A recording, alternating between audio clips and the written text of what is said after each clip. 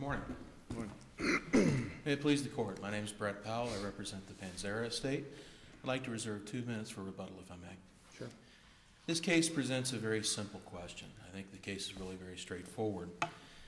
And the question is that when a driver of a vehicle sees a pedestrian on the side of the road, and it's clear that that pedestrian is heading into the driver's lane of travel, does the driver owe a duty of care to attempt to avoid striking the pedestrian? Obviously, the answer to that question is yes. I would cite the case Jackson versus Reardon and Gowdy versus Bell, which I'll talk a little bit more about later, as examples of that position, which simply says that an operator of a motor vehicle has a duty to use reasonable care. And under the circumstances, that reasonable care has to be used to avoid injuring others. Now, in the present case, I think where the error occurred here is that at summary judgment stage, the defense argued that no such duty of care is owed, period. And the judge apparently, because the order is simply a summary judgment granted, apparently agreed, stating that because Mr. Panzera had stepped into the road in front of the driver of this vehicle, that the driver owed him no duty, that one should simply be able to assume that no one would do that, and therefore no duty is owed. And in support of that argument, the defense cited to a case called Acree versus Hartford. But the problem here is that Acree doesn't stand for that proposition. In Acree, you had a case that went to a jury, and not a summary judgment as we have here. And the plaintiff in the case requested a jury instruction based on section 316.185, which says that under certain hazardous conditions, a heightened duty of care exists by a motor vehicle operator. The difficulty of this case is not so much whether a driver of a truck owes a duty, but the facts of this case are so abnormal from the normal cases we experience. Your client is trespassing on interstate property at 3 o'clock in the morning, and from all accounts, basically for whatever reason, runs in front of a truck. Admitting that a duty of care exists there, what in those facts creates a question that anything here could have happened in full compliance with that duty to prevent the truck from running into your client when he, in the dark of night on the interstate, runs in front of a truck?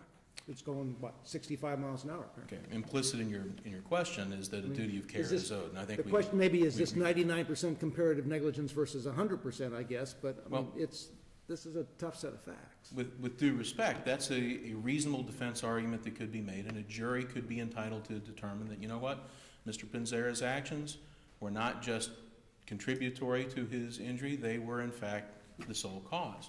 But as a legal determination, once we determine that a duty of care does in fact exist, now we have a jury question. Mr. Powell, here's what troubles me about the legal duty that you all would construct, at least according to your argument. It seems inescapable, based upon the facts that were presented here, that your notion of legal duty would encompass having to anticipate that a pedestrian will break highway safety laws. Incorrect, Your Honor, with due respect. Why so? There is no question that in this case, on record page 671, Mr. Panzera was seen by the driver walking across the road. He saw him before he stepped into the road, in the bailout lane, stepping into it.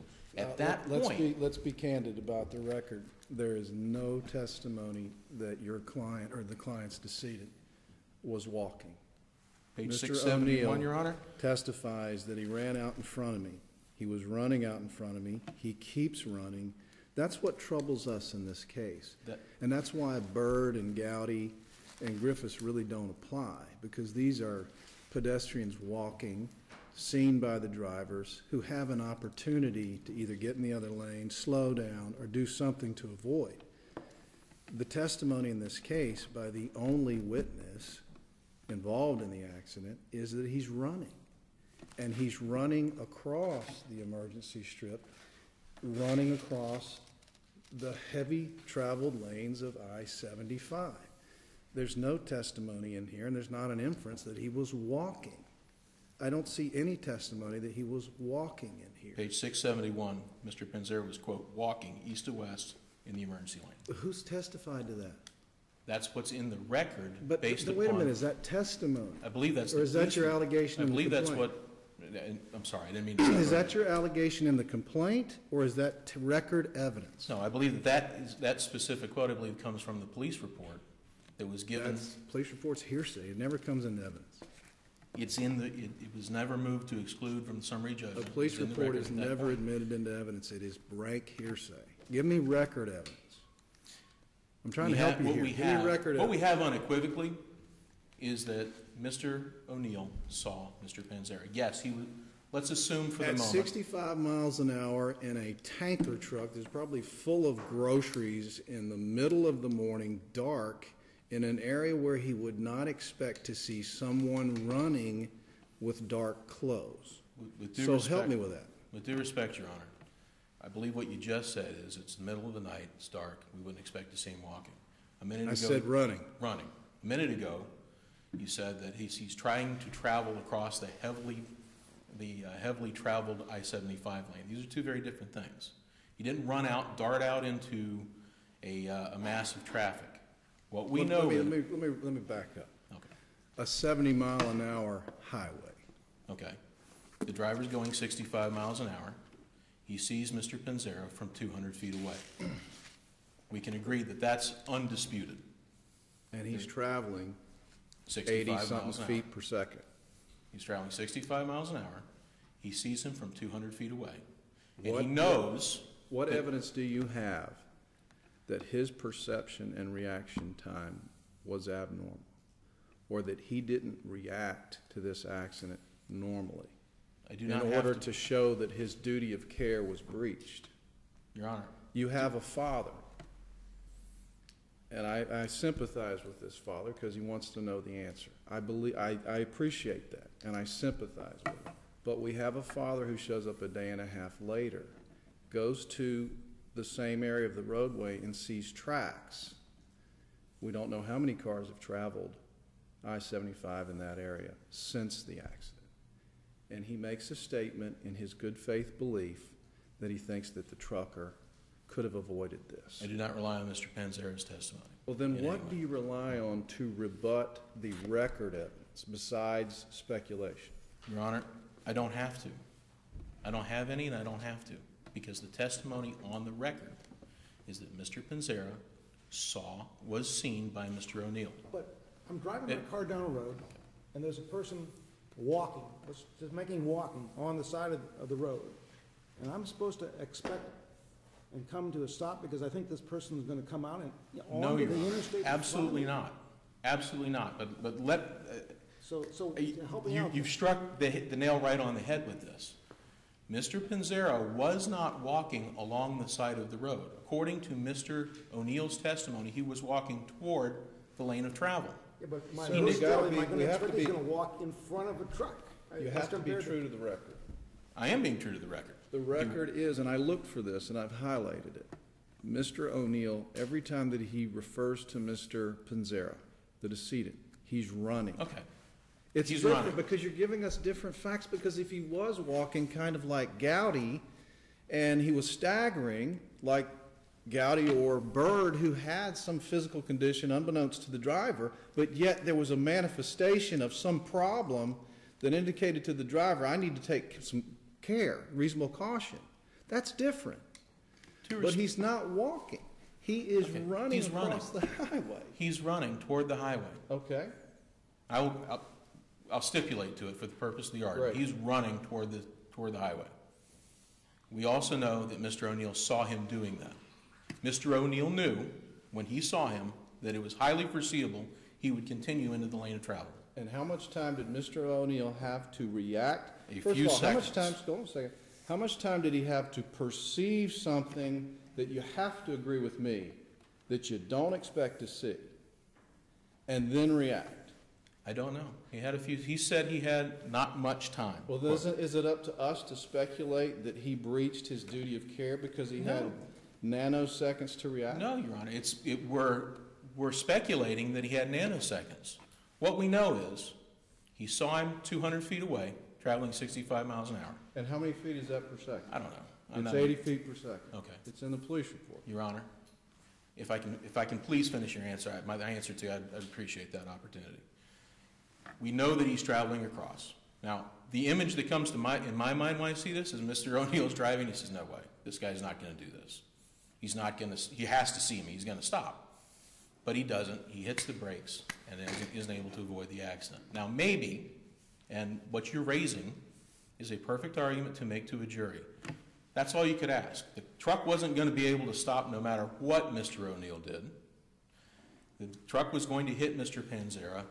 The die was cast. Nothing could be done. They could argue that it's not reasonable to expect him to do anything different. But the plaintiff can also argue that once Mr. Panzera knew and understood that this gentleman was going to cross his path, he had a duty to do something.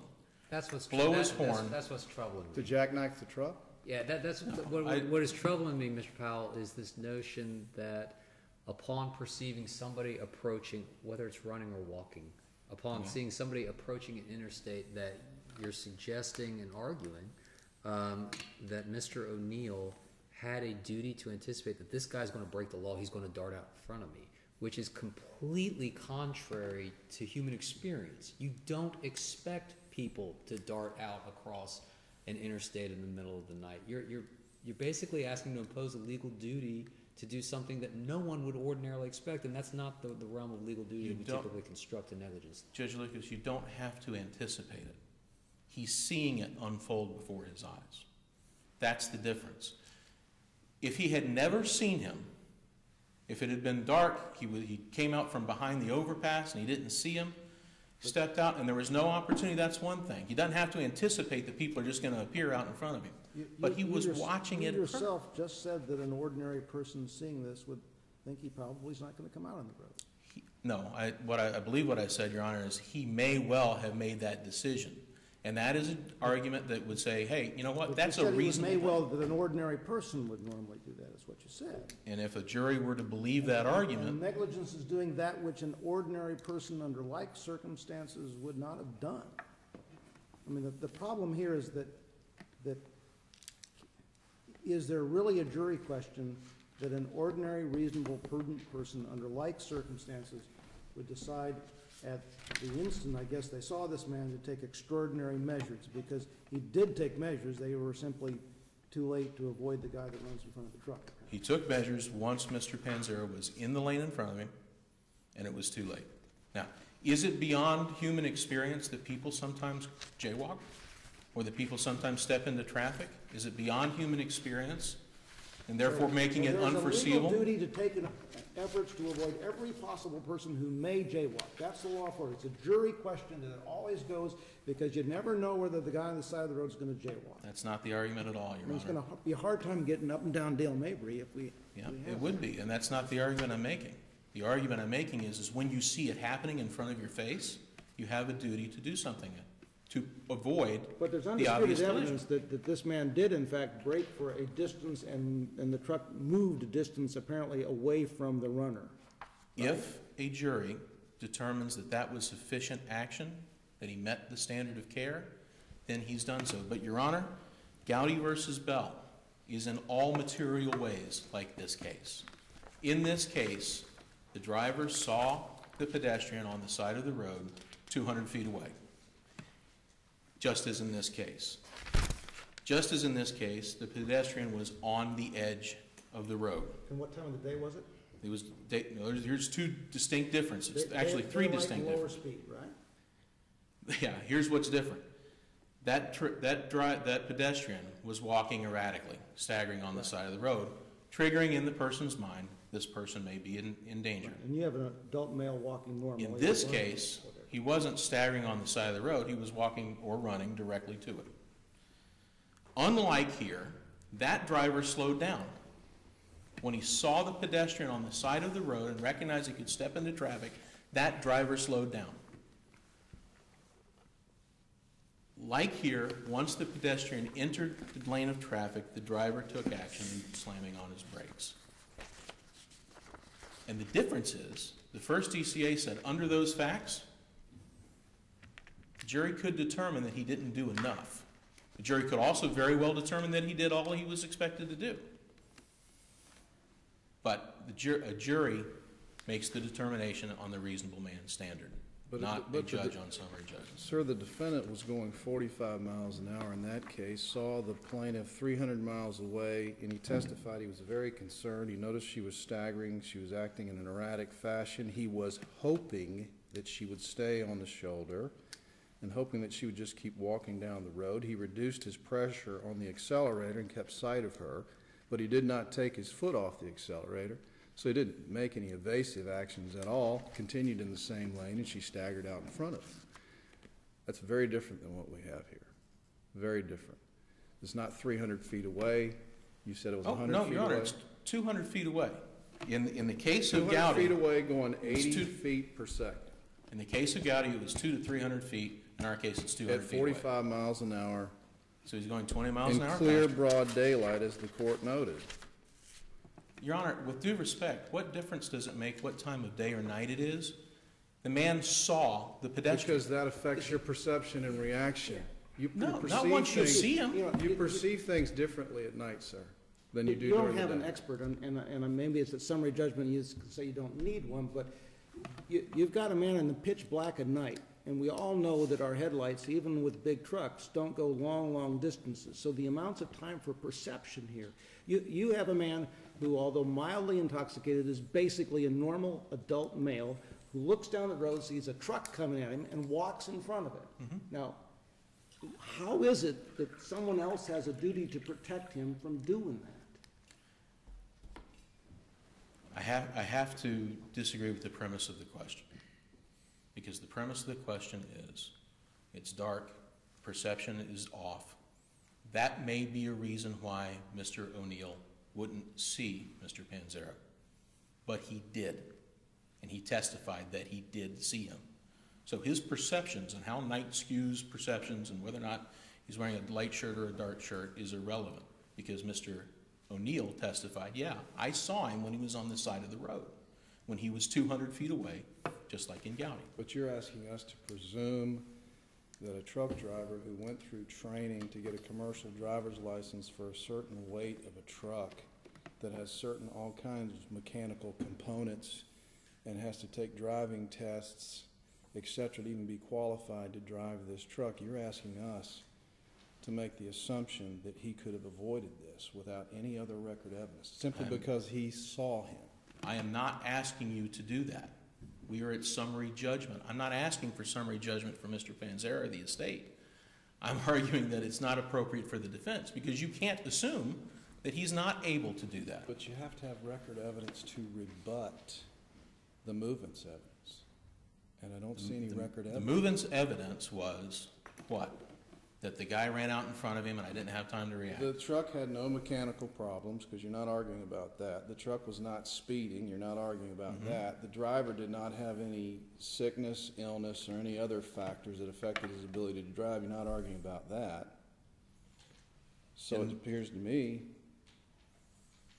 you're just simply asking us to say, well, I guess there's a slightest doubt, since he saw him 200 feet away, that he breached his duty of care. There's enough facts there to create a conflict. With due respect, all the facts you ticked off are irrelevant to the issue. The issue is once he saw him, did he do everything he was required to do to avoid hitting him? Simple as that. And there's no evidence that the truck driver knew or should have known that this man was impaired or other than a normal adult male. Irrelevant as well. Because he's supposed to anticipate that an ordinary adult male will walk out in front of a truck on the interstate. Is it foreseeable when you see someone entering your lane of travel that he's going to continue to enter the lane of travel? You think that's a jury question? I do.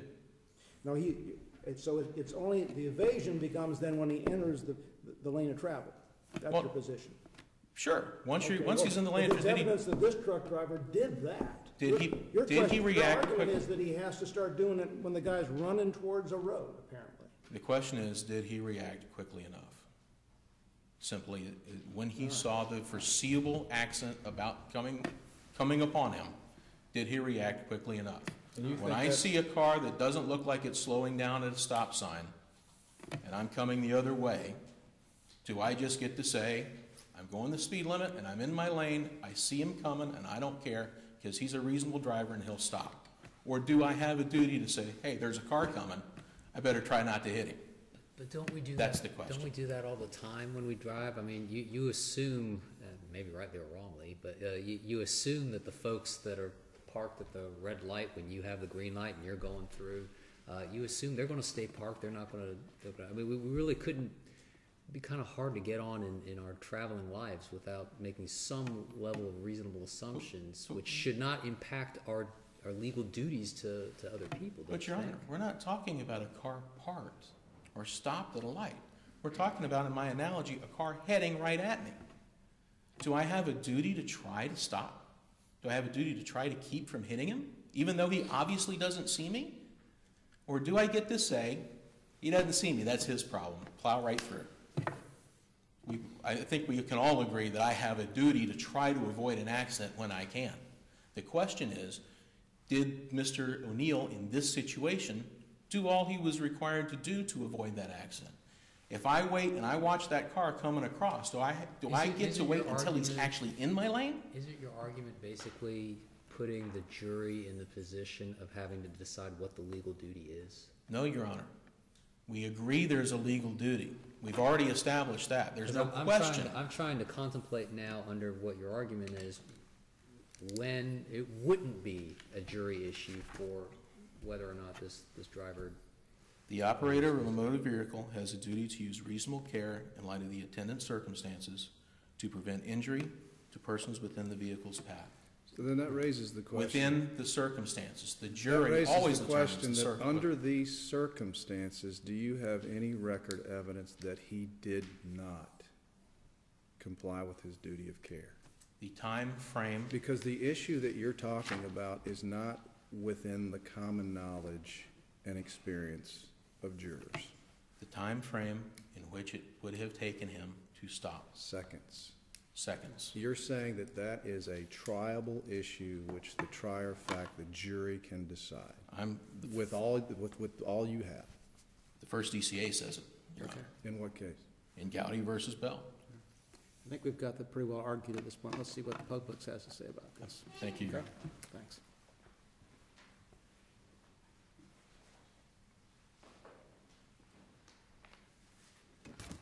Good afternoon, Your Honors. Carrie Ann Wozniak here from Ackerman LLP on behalf of Daryl O'Neill and Publix Supermarkets. Your Honors, this is exactly the type of case in which summary judgment is appropriate. Tell me what evidence was in the record when you moved for summary judgment? Everything was in the record. Some of the depositions were... Everything? Well, yes, there wasn't anything filed afterwards except for... No, I'm just trying to understand that you have a deposition or an affidavit from an expert witness saying that no reasonable trucker could have avoided this? The experts were the law enforcement. There were three. There were Corporal Wilmeth. So you got the homicide investigator and then the two investigators. Correct. Trooper Jennifer Head and then Sergeant one of them might be an Head. expert. The other two are probably just fact witnesses. Correct. Corporal Wilmeth was the traffic homicide investigator. They bring out the homicide investigators every time that there is a fatality. Right. Yes. So all of those depositions were in the record at that time, along with the police report and the homicide report, the autopsy, all of those things were in the record. So the homicide report introduced as an exhibit during that deposition of the homicide? Yes, of Corporal Wilmeth. So acted to some degree, you were relying upon the report that otherwise wouldn't necessarily come in front of a jury, right? Correct. Corporal Wilmeth's testimony corroborated the homicide report as well. There's no factual dispute here for the jury at all. This case was litigated for 2.5 years. There was lots of discovery, depositions, written discovery, and the other side has not produced one expert or one bit of testimony to refute summary judgment in this case. Did your homicide expert render an opinion that there was nothing that the trucker could do to avoid this accident, or that the trucker was not in some small degree, approximate cause of this accident? Corporal Wilmoth said that Mr. O'Neill could not have done anything more, that he did everything he could. What was going on here was Trooper Jennifer Head actually testified that the headlights that were on the semi-truck would have illuminated about 300 feet. So that would have been the maximum space that Mr. O'Neill could have seen Mr. Panzera running out.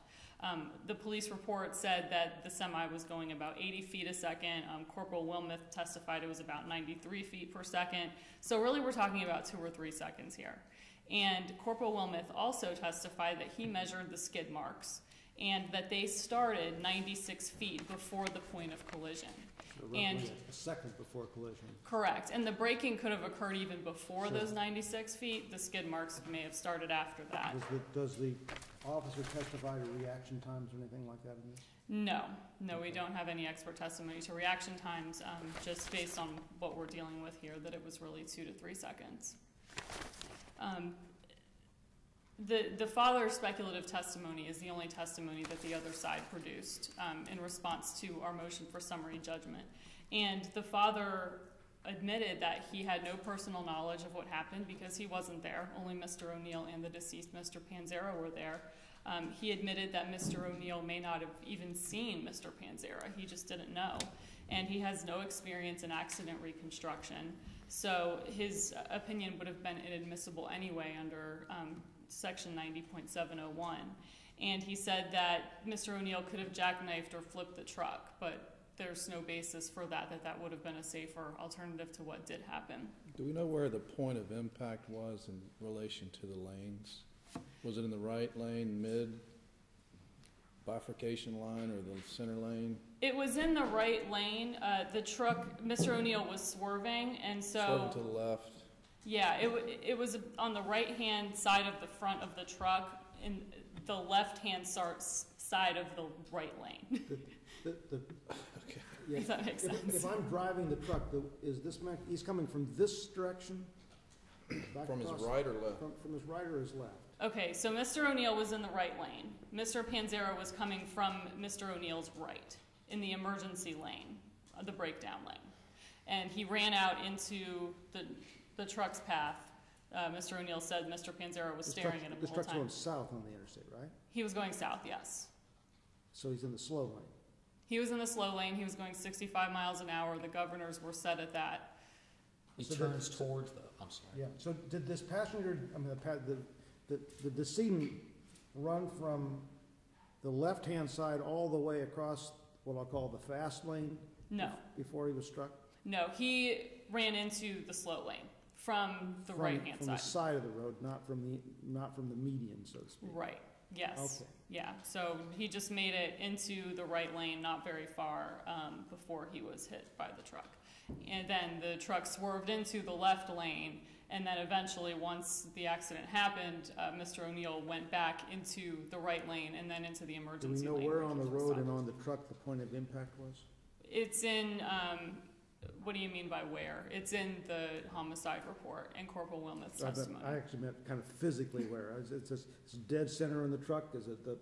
It was Right, on the right. right-hand side of the front of the truck. Because of how Mr. O'Neill was swerving, he was swerving towards the left. So And how far out into the road had the decedent gone at the time of impact? at the time of impact, he made it was still in the right-hand lane. So, but it was in, I mean, these lanes are pretty large. They don't Sure. seem very large when you're driving on them, but they are pretty large. So he made it about, almost to the end of the right lane, but he was still in the right lane when the impact occurred.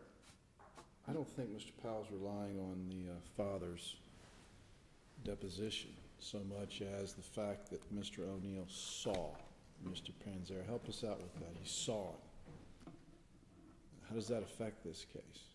He did see him, but he saw him seconds before the impact. And Mr. O'Neill did take evasive action. He did slam on the brakes, which is what the sudden stop report that was generated shows. From And what you're telling me, if he'd been able to move over another 2 or 3 feet, he might have missed this guy. he could have, except that Mr. O'Neill testified that Mr. Panzera kept coming at him, even while he was veering out of the way. And he was staring at him and looked very calm. And so we obviously don't know would have happened, but that is what happened. And really, it's a matter of public policy here. You know, when you're driving at 3 o'clock in the morning on I-75, you shouldn't expect someone in a dark shirt to dart in front of you onto I-75 at that time when it's pitch black at night.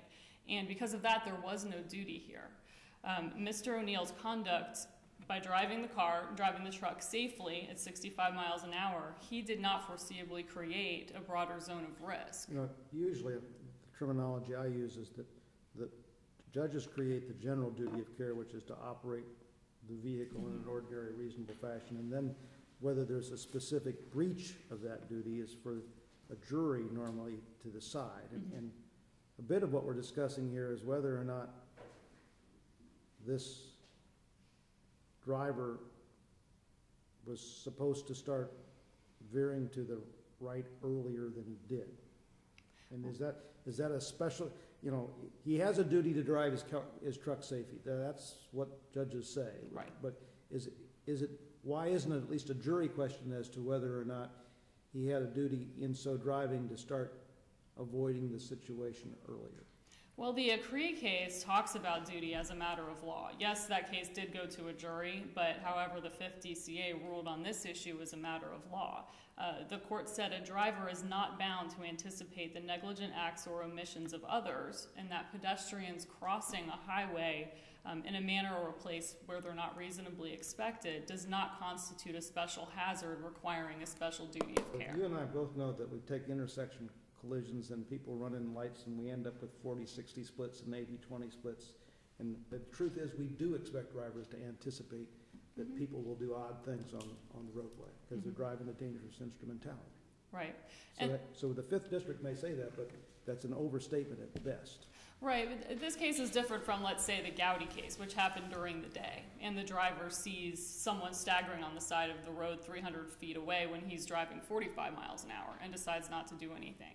I mean, this was pitch black at night, it's 3 in the morning. It would be the last thing that you would expect to happen, to have someone dart in front of your truck at that time of day when there's no overhead lights or anything, and he's wearing a dark shirt. Was there any evidence or testimony that Mr. O'Neill should have done something else? Some other evasive action? There is nothing. All of the law enforcement personnel said that Mr. O'Neill did everything that he could possibly do in this case, and that Mr. Panzera caused the collision and his own death. So there wasn't anything else that could be done. The only thing is Mr. Panzera's father's testimony, where he said in his opinion that Mr. O'Neill should have jackknifed or rolled over the truck, but that's it, and that would be inadmissible anyway as lay testimony for an opinion that requires an expert.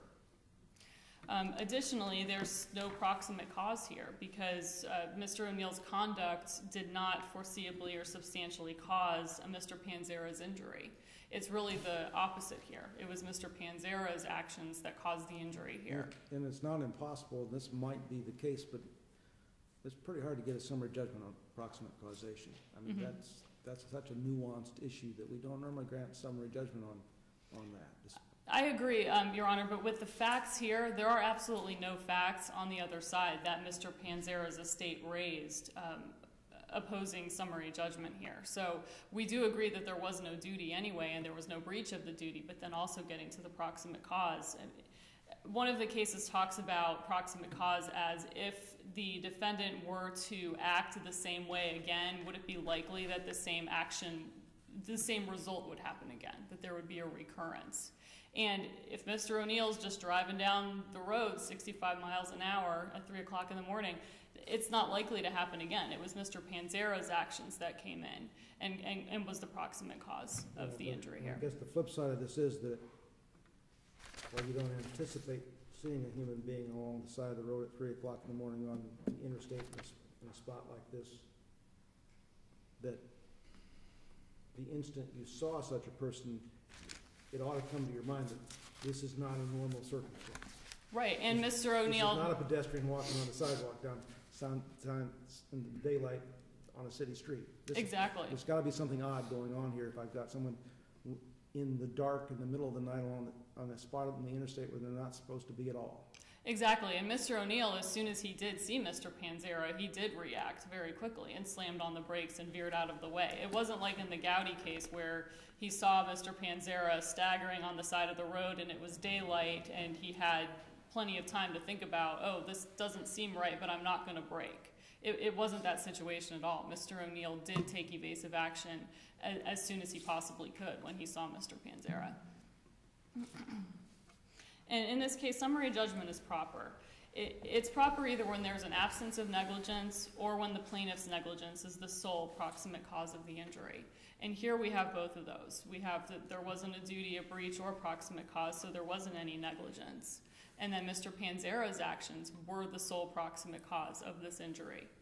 And the McCain case, McCain versus Florida Power from the Florida Supreme Court, says that a negligence case can be taken from the fact finder if the evidence supports one conclusion. And that is the one conclusion here, that there was no negligence on behalf of Mr. O'Neill. And so again, this is the perfect case for summary judgment, and there's no disputed facts in the record here. And if the court doesn't have any more questions, the trial court correctly determined that Mr. O'Neill was not liable for negligence here, and we ask that the court affirm the summary judgment. Okay, thank you. Mr. Powell? Counsel made the concession that Mr. Panzera was hit by the right side of the truck on the right side of the right-hand lane of the road. He was stepping in from the right-hand side. Judge Sleet. Yes? The period of my silence is the period of time that Mr. O'Neill had to avoid the accident. He didn't have to jackknife a truck. We don't know that. He could have flat. We don't know. Counsel just conceded he had He had 3 300 seconds. feet. 300 feet at the rate of speed we're talking about, 3 seconds. It may not be in this record, but we've all heard 112 times that it's about 1 second to react, and he has 1 second to brakes on. So we basically have a 1 second time period we're playing with here. In which he could have blown his horn, flipped his lights, taken evasive action, hit the brake. He may not have been able to avoid the accident, but he might have. Under the first DCA's But is that in the here. record? That he sorry? should have done that? It You're asking us doesn't to have to be speculate. in the Yes, record yes, that sir, you it should does, have done that. because summary judgment is based on record evidence, affidavits, interrogatories, testimony, depositions, etc. It's not based on speculation. You're saying shoulda, woulda, coulda, but who testified to that? One need not present testimony other than Mr. O'Neill's testimony, in which he says unequivocally that he saw him before he ever entered the road, but he didn't take evasive action until he was in the road. That's factual testimony. Did he say, I forgot to honk my horn, or I should have? He said he didn't do anything until he was in the road. You know, Did nothing until he was in the road. you're correct, it's public's duty is not to disprove the case, not yours to prove it at this point in time, but Precisely. this is one of those rare cases where I think maybe we're actually talking about summary judgments on causation more so than on, certainly not on general duty, and normally if specific duty goes to a jury, but, you know, if he honks his horn, it's just gonna be a wild guess as to whether or not that would have made a difference here. You run through the things that this person could have done to avoid this, and it's really hard to convince yourself that a reasonable jury can find causation on this one. I really think that's what's going on in this. Your Honor, I'll take that argument all day if what we're arguing is that the duty existed and the only question is whether or not there was causation, because the first DCA was bound the trial court to say that, yeah, I can't give summary judgment on On a rare occasion, you causation. can get a summary judgment on causation. On a very rare occasion, Your Honor. The case law is replete with cases that say no summary judgment on causation. That is uniquely a jury question. Because, well, you know, the problem We here, are- I guess, we don't really even know why this man is on, I mean, he's been out of prison out of jail for a little while, but why he's there and all of that, he's not there with anyone else, so the other side of this story as to what he was doing is going to always be an unknown, right? I mean, Always. nobody's, I mean, it's just, this is a terrible, sad situation, but we're never gonna know the whys as to, True. from his standpoint on it. But I So would you- posit to you, Your Honor, that it's irrelevant why.